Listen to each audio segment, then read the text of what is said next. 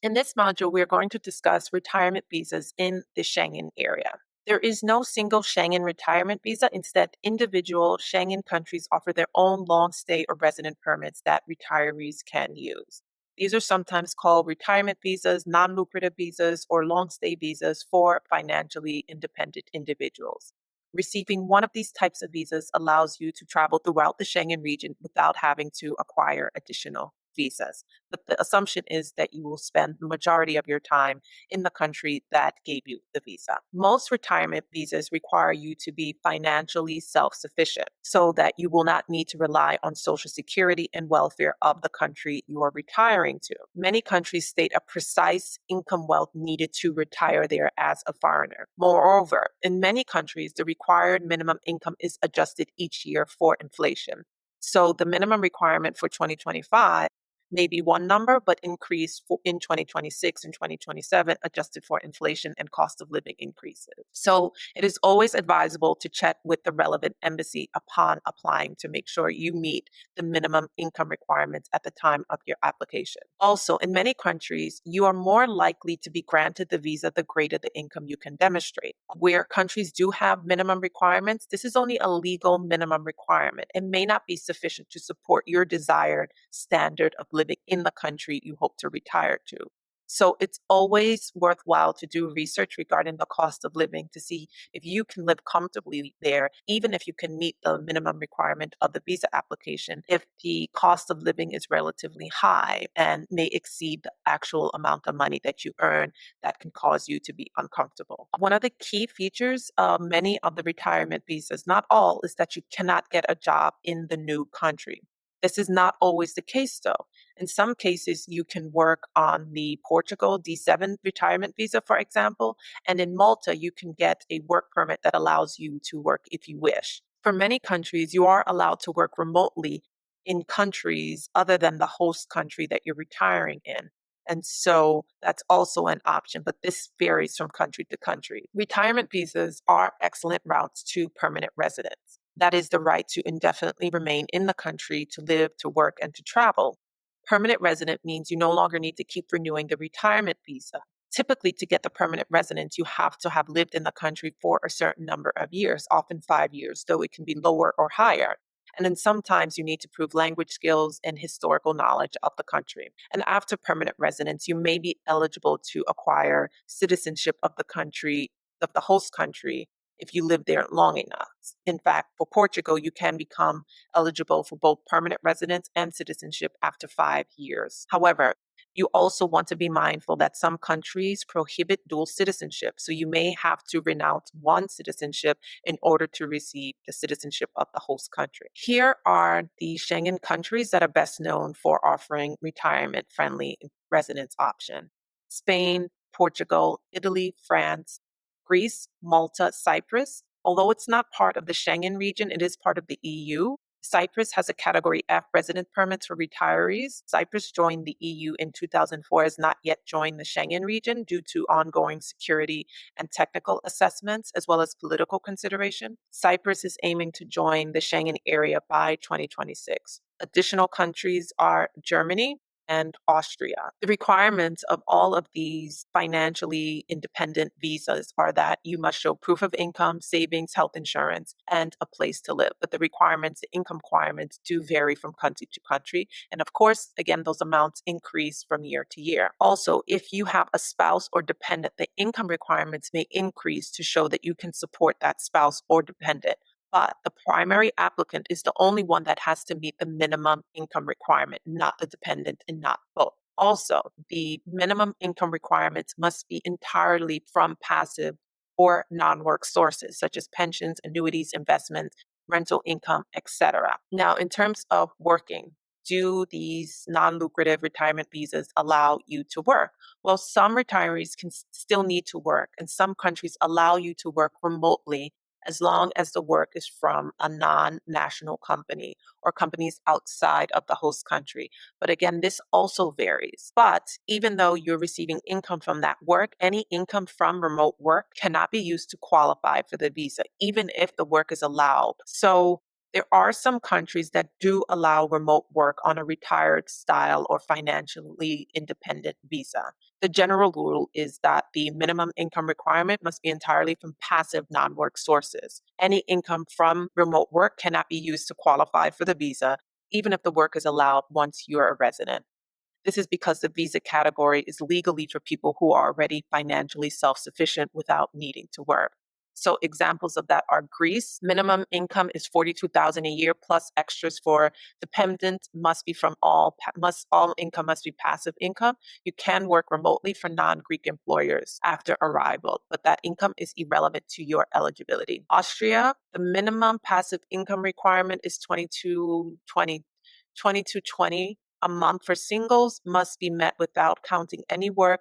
Remote work from abroad may be tolerated, but again, it can't be part of your qualifying income. Italy, the elective resident requires passive income of 31,000 to 38,000 annually. No work at all is allowed. So earned income is not counted and cannot be done legally. Spain requires passive income of 28,000 a year for singles. Work is prohibitive. So you cannot include work in the income and calculation. Portugal, the D7 visa. So Portugal updated its immigration law in recent years to explicitly allow remote work while on the D7 visa. So you can work for non-Portuguese companies' clients remotely and continue receiving pension or investment income. But of course, you cannot work for local employment contract with Portuguese companies. In terms of counting your income, and your work income and your passive income.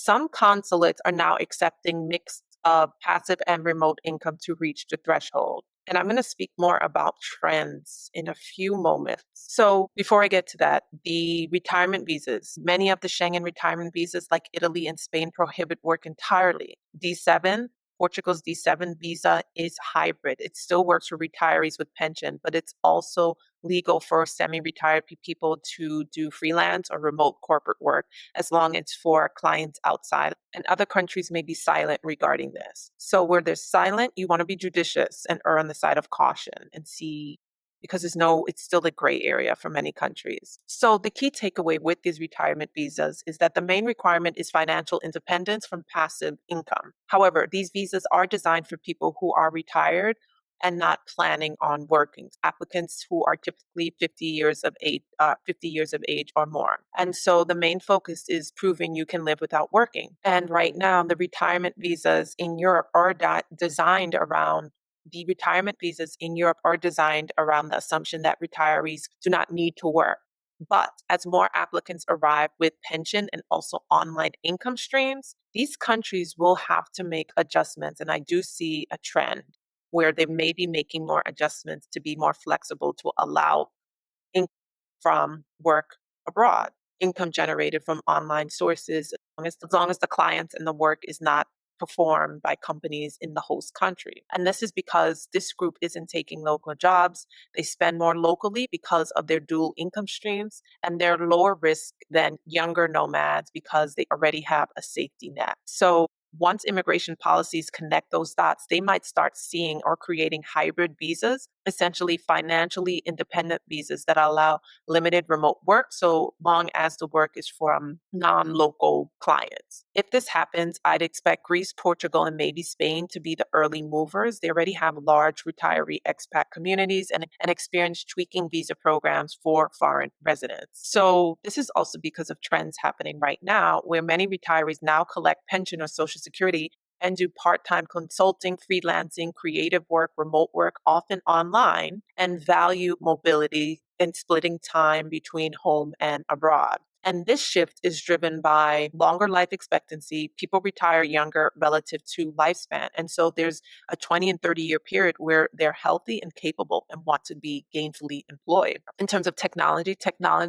and the internet make it easier to work anywhere. And the economic realities too. These countries have to understand that inflation, rising costs means pensions aren't always enough to retire. And these countries are also increasing the standard of living and it's becoming costly for people, making it difficult for their own nationals to retire. So they will have to adjust their policies to be more current to the realities that people are living longer, things are more costly, and people have to work and can work remotely. This can all be done without taking away from local jobs. And also, this can benefit the country because these retirees can create employment if they need and create industries, because if they're able to work remotely, they may be able to hire assistants that are local and not only contribute in terms of taxes and spending money in the country, but also creating employment, because many of these countries, especially Italy and Spain, Portugal, it's very difficult for young people to get jobs. But these retirees can also bridge that and create economies and opportunities for young people. So right now, retirement visas in Europe are designed around the assumption that retirees will not work. But as more applicants arrive with pension and online income streams, there will be adjustments. So what I believe will be a trend, and a realistic trend that many countries will start to implement,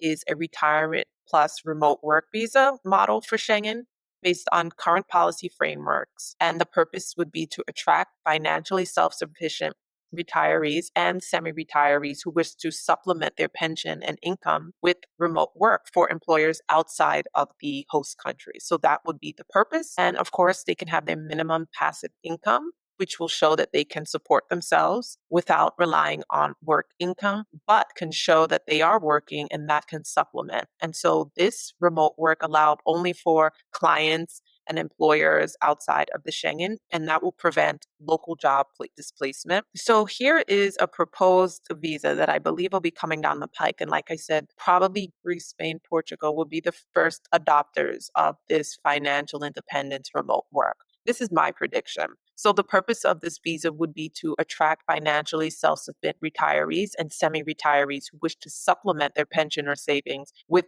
remote work for employers outside the host country and the Schengen region. The eligibility requirements would be a minimum requirement like they already have, which of course will vary from country to country. And the rationale would be that ensures the applicant can support themselves without relying on work income. There may be an optional savings, but also work limits that allow remote work as long as for clients and employers outside of the Schengen region. Now, allowing this prevents job displacements and also can create economy in that country because that person may need to hire assistants or things like that. The applicant may need to register for local tax number, work income taxed in the host country if above exemption. So this will allow and ensure fiscal contribution. Age preference, they can keep or not keep the age preference. It could target retirees again, but it's more about being able to sustain yourself more so than it is about age. So this is an option for